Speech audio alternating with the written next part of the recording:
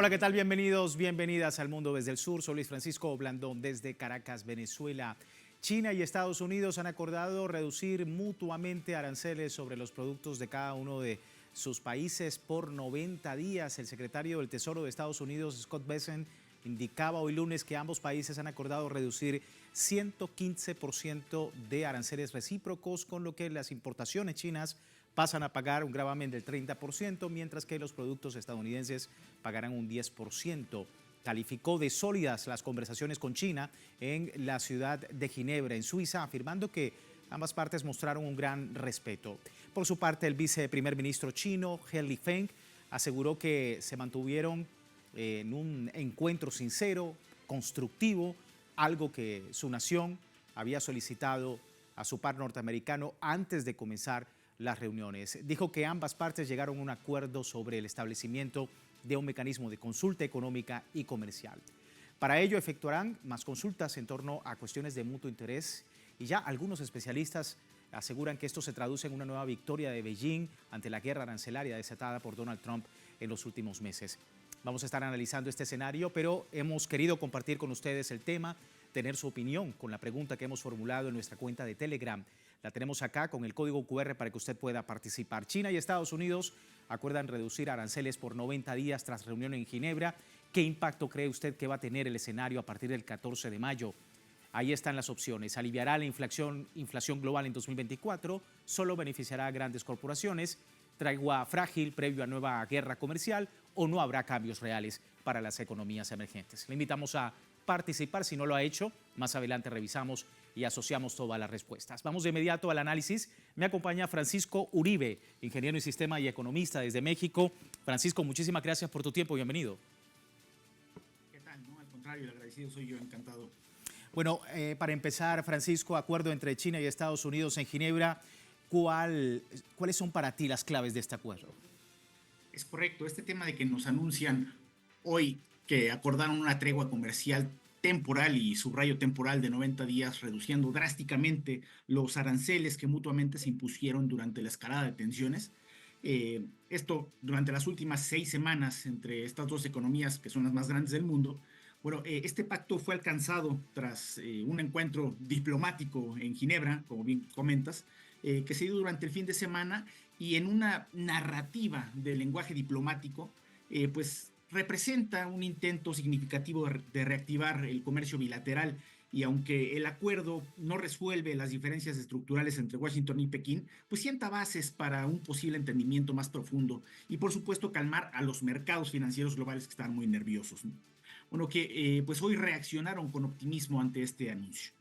Bien, vamos, si te parece, Francisco, a ver algunos otros datos, porque desde la postura del gobierno chino, este acuerdo con Washington supone un gran avance para aliviar las tensiones comerciales entre el gigante asiático y Estados Unidos. Según el Ministerio de Comercio chino, el acuerdo contrae un gran beneficio para ambas naciones basándose en las expectativas de productores y consumidores. Pekín también hace un llamado a Washington a reforzar la cooperación mutua, así como mantener un desarrollo sano, estable y sostenible de las relaciones económicas y comerciales entre ambos países. Se ha manifestado confianza en que Estados Unidos corrija a fondo la práctica errónea de aumentar pues estos aranceles unilaterales.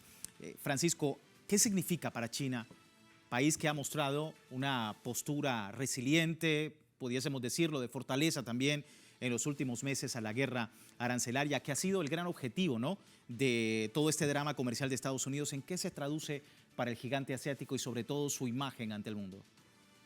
Sí, es correcto. Bueno, como bien mencionas, a Estados Unidos le reduce los aranceles a productos chinos de un 145 a máximo un 30%, y esto en el peor de los casos, ¿no?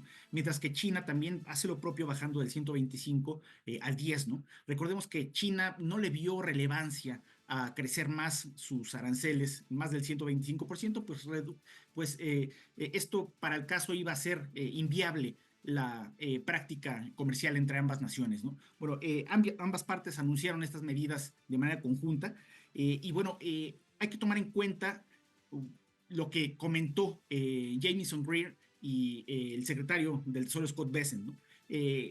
Como una de las primeras señales que debemos poner atención. Jamieson dijo o bueno, destacó la rapidez con la que se logró el acuerdo y que pues esta sugiere quizá la diferencia que había entre Estados Unidos y China no eran tan grandes como se pensaba. Eso, por supuesto, en su narrativa. Sin embargo, también pudiéramos leer entre líneas que esa postura era imposible de sostener por demasiado tiempo, porque una forma de intentar vender como triunfo de cara a la galería que China no tenía comunicación con Estados Unidos porque no quería hablar con Estados Unidos en esos términos, ¿no? Como bien dices, no quería corregir esa mala estrategia de subir aranceles. Bueno, Estados Unidos quiso decir que no tenían el teléfono a la mano de los estadounidenses, ¿no? Bueno, ahora, pues, ¿por cuánto tiempo se puede sostener ese discurso, ¿no?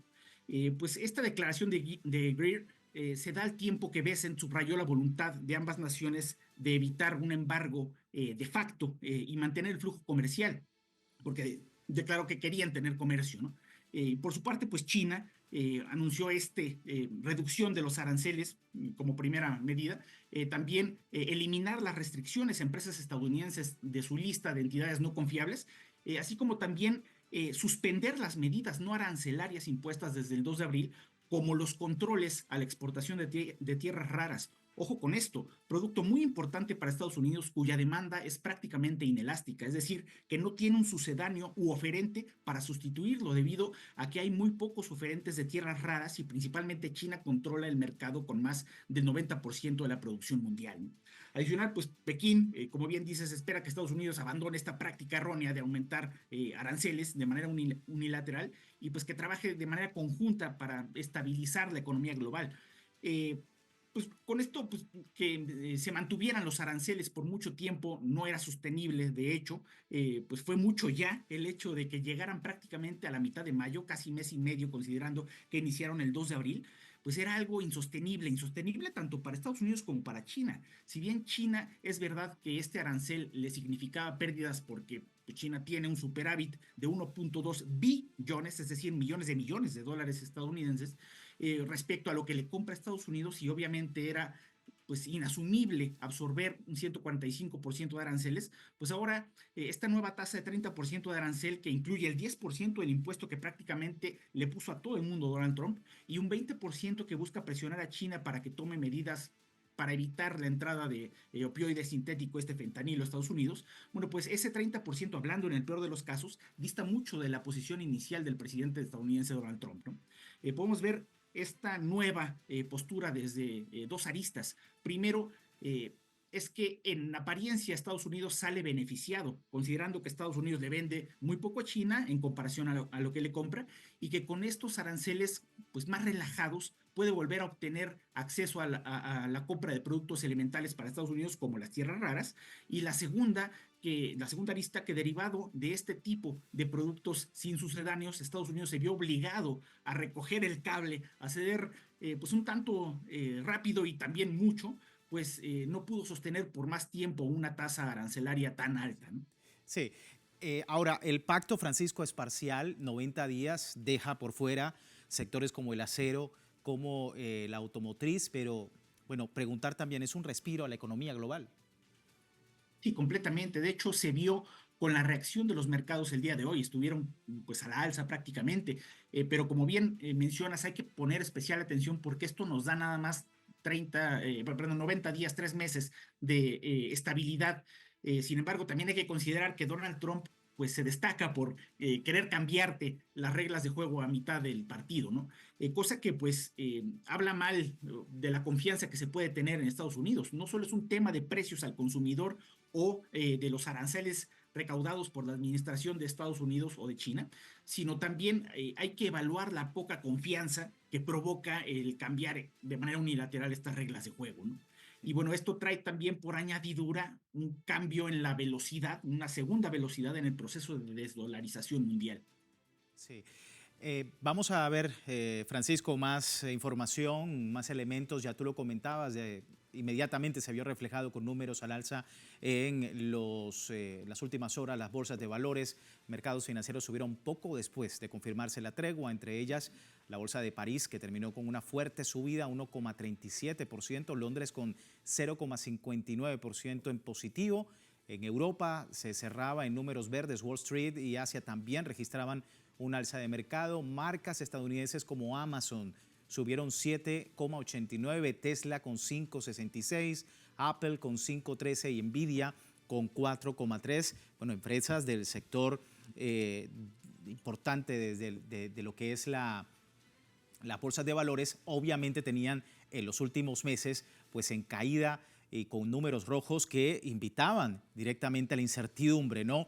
Te quería preguntar, ¿hay con esto un retroceso, Francisco, en la estrategia de Donald Trump? ¿Empieza a dolerle a la economía estadounidense los aranceles que impuso a China? ¿Es el inicio del fin? ¿Cómo lo catalogas?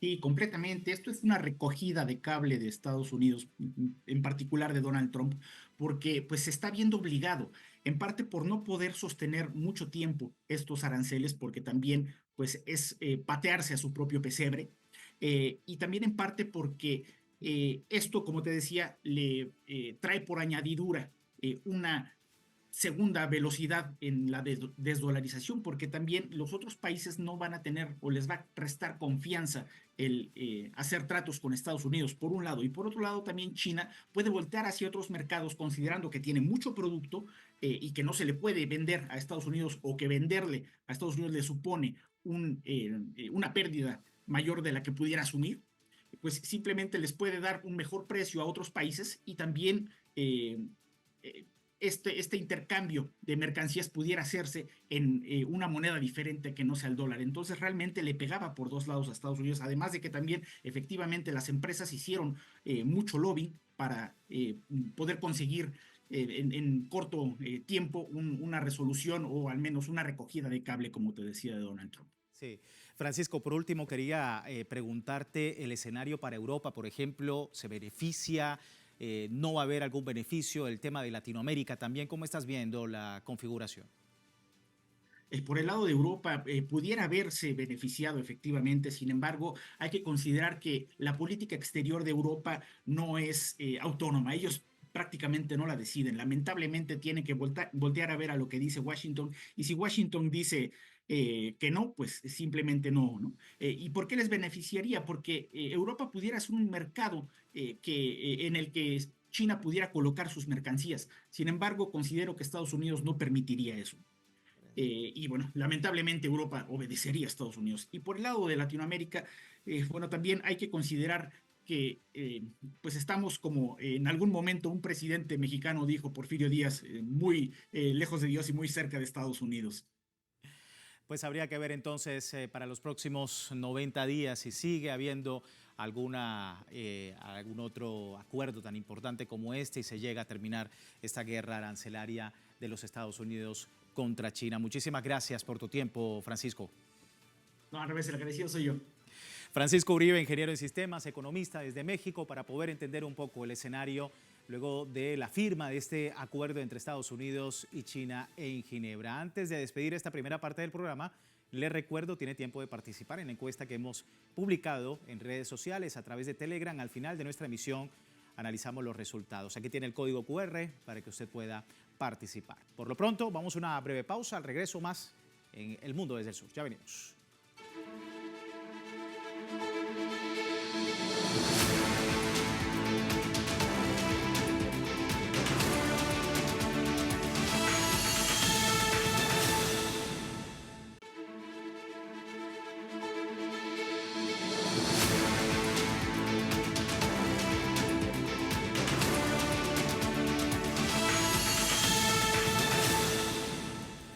Gracias por seguirnos en El Mundo desde el Sur. Hoy hablando de esta importante reunión entre China y los Estados Unidos.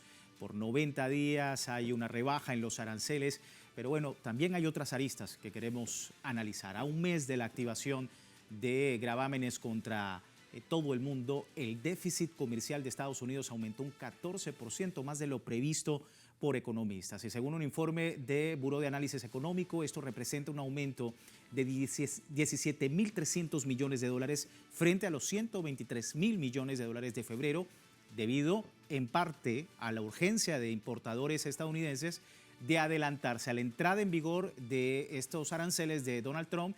Se suma también que las exportaciones estadounidenses crecieran solo un 0,02%, mientras que las importaciones fueron de un 4,4% y esto significa un salto respecto a registros anteriores cuando el indicador se mantuvo plano. Bueno, estas son parte de los datos que han salido en torno al déficit comercial de los Estados Unidos luego de esta guerra arancelaria de Donald Trump. Me acompaña Sebastián Chu, sociólogo, analista internacional, experto en temas que tienen que ver con el comercio en China, y desde Argentina nos acompaña. Muchísimas gracias por tu tiempo. Bienvenido, Sebastián, nuevamente. Un gusto hablar con ustedes, como siempre. Bien, datos actualizados veíamos del déficit comercial, Sebastián, déficit de Estados Unidos que se conoce mientras el país encara también la amenaza de recesión, contracción del 0,3% del PIB, el primer registro negativo trimestral en 3 años. Se tiene que sentar con China el día de hoy para llegar a un acuerdo. En fin, ¿qué lectura haces tú de todo esto? Sí, a ver, creo que el acuerdo en el que han llegado Estados Unidos y China de alguna manera expresa una debilidad de los Estados Unidos porque no ha podido todavía imponer condiciones en lo que fueron los objetivos estratégicos que llevaron a Trump a llevar a impulsar esta guerra arancelaria, que tienen que ver, por un lado, con la exigencia de Trump a las corporaciones estadounidenses que deslocalizaron o relocalizaron su producción en China, de decirles, yo voy a poner aranceles para hacerles inviables la producción en China y la venta en Estados Unidos. Y por otro lado, la estrategia de aminorar el déficit comercial al que vos hacías mención. Creo que el secretario de Estado norteamericano hablaba de 1,4 trillones de dólares anuales que Estados Unidos pierde en déficit comercial. Ahora, ninguna de estas dos cuestiones han sido ni siquiera aminoradas, porque vos lo mencionaste, el déficit comercial aumentó durante, digamos, desde el impulso de esta aplicación masiva de aranceles.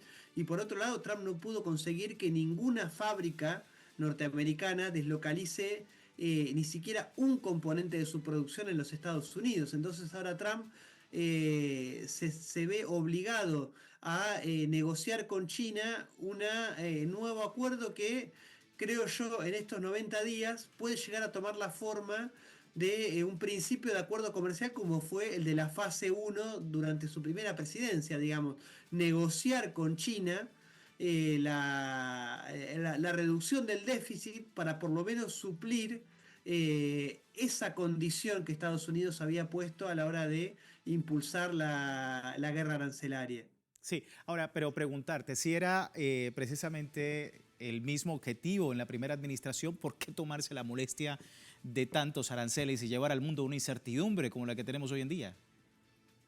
Bueno, porque yo creo que, a ver, la situación de crisis hegemónica que vive los Estados Unidos y de declive de sus capacidades económicas y estratégicas se ha profundizado claramente desde la primera presidencia de Trump a esta segunda. Digamos, Trump 2 asume en un Estados Unidos que ha profundizado su declive hegemónico, y yo creo que por eso ha tomado la decisión desde el día 1 de dicho mal y pronto, ir por todo, digamos. No le queda otra que llevar estas situaciones a sus máximas consecuencias, aunque eso implique patear el tablero comercial internacional. Yo creo que queda claro con esta petición de Estados Unidos de sentar a China en una mesa de negociación y de, no digo volver a foja cero, pero sí retrotraer en gran medida los aranceles, de que esa pateada de Donald Trump al tablero ha sido una pateada testimonial. Digamos, Estados Unidos no ha conseguido lo que se propuso buscar y ahora está intentando negociar algunas condiciones con China para llegar a alguna especie de acuerdo. Basado en que yo creo que China tiene intenciones, así como firmó la fase 1, tiene intenciones de gestionar el declive hegemónico de los Estados Unidos y de ofrecerle algunas condiciones para tener un comercio bilateral más equilibrado con el país norteamericano.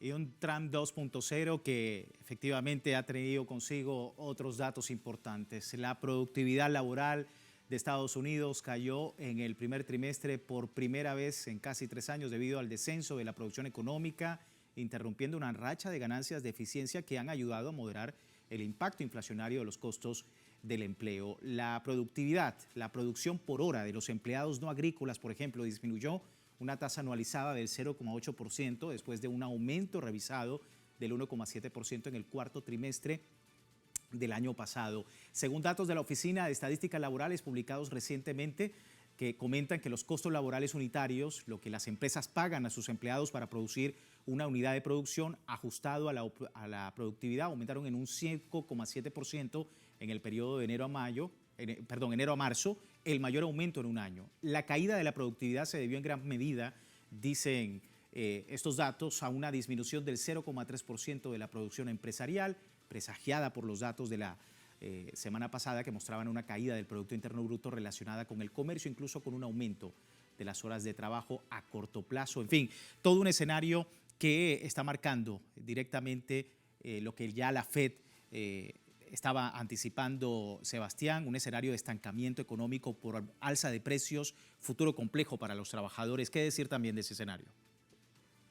Pero sí, a ver, es un futuro complejo que habla incluso de, yo creo, las preocupaciones de Trump, porque en ese sector está gran parte del electorado que lo llevó a la presidencia y que le da la legitimidad para hacer gobierno al interior de los Estados Unidos. A ver, yo creo que es injusto atribuirle la crisis del empleo en Estados Unidos a las políticas de Donald Trump, porque la crisis del empleo formal en los Estados Unidos es consecuencia de las políticas de transnacionalización económica y de globalización que han sido impulsadas por los demócratas, que son los principales impulsores de la pérdida de la capacidad económica de los Estados Unidos, porque han sido los que han generado las condiciones para la deslocalización empresarial de la industria norteamericana en el Asia-Pacífico y en China en particular.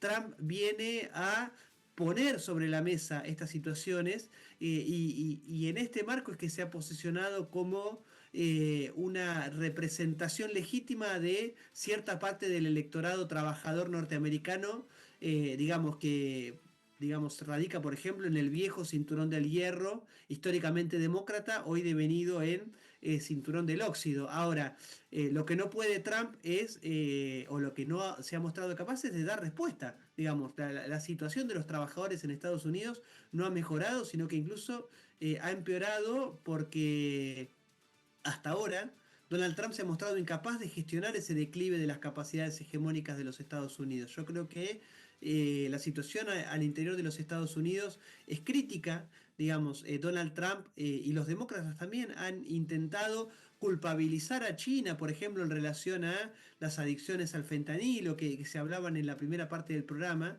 pero eso es una pantalla que intenta ocultar la descomposición social que existe en los Estados Unidos, producto de una persistencia de años de crisis económica. Recordemos que venimos de una crisis financiera global en 2008 que sacudió la economía norteamericana y que lejos de resolverse, las condiciones que derivaron en la crisis se han exacerbado. La economía norteamericana está fuertemente financiarizada, es una economía que está sustentada por la especulación financiera y es cuestión de tiempo que esa nueva burbuja vuelva a estallar. Entonces, Donald Trump está gestionando un declive hegemónico que es muy difícil de evitar. Quería preguntarte también lo que ya le preguntaba a Francisco antes de entrar contigo en la entrevista. ¿Es el principio entonces, el principio del fin de todo este drama arancelario de Donald Trump con la firma de China? Bueno, a ver, yo creo que ahora entramos en un periodo de negociaciones en los cuales China se sabe victoriosa, porque de alguna manera lo que no pudo Trump fue doblegar a China por la fuerza, ¿no? Está claro que Donald Trump hace un mes presentó este Día de la Libertad como el día de la victoria norteamericana, y un mes después tiene que retrotraerse prácticamente a foja cero y sentarse a negociar con China las condiciones de la retirada, ¿no? Las condiciones de la derrota. Yo creo que hoy por hoy, digamos, por su iniciativa estratégica, a China le conviene tener una relación cordial con los Estados Unidos, sabiéndose victorioso, y que yo creo que vamos hacia una reconstitución de algunos elementos de lo que fue la fase 1 del primer acuerdo comercial. Digamos, si uno mira, o sea, ¿cómo hacer para suplir o reducir el déficit comercial de China, de Estados Unidos con China? Una opción era forzar a las empresas, a las ex empresas norteamericanas deslocalizadas en China a volver a radicarse en los Estados Unidos. Eso no va a pasar, digamos, no va a pasar. Lo dijo el CEO de Apple. No hay condiciones para que Apple vuelva, o lo mismo el CEO de de la automotriz Haas. No hay condiciones, la producción en China es infinitamente más rentable que la producción en los Estados Unidos. No van a volver retracción en los aranceles de los Estados Unidos hicieron crecer las acciones de todas estas empresas que también se saben victoriosas, saben que Donald Trump no les pudo imponer condiciones. Entonces lo que le queda a Trump para reducir el déficit comercial con China es negociar con China que China compre más productos en Estados Unidos. ¿Qué es lo que China le compra a Estados Unidos? Si uno ve la canasta comercial, alimentos, soja y petróleo. Yo creo que probablemente vamos a un nuevo acuerdo en el cual China se compromete a comprar más soja, más petróleo, para equilibrar un poco la balanza comercial. Eso le permite a China garantizar alimento y garantizar energía para sostener su modelo de crecimiento, el mercado internista e impulsado por una política de prosperidad común, a la par que distiende las relaciones económicas y geopolíticas con los Estados Unidos. Y en una reconfiguración que ha permitido ahora a China también recolocar otros productos propios en otros mercados. Sebastián, muchísimas gracias por tu tiempo. Gracias por estar con nosotros. Gracias a ustedes por la comunicación.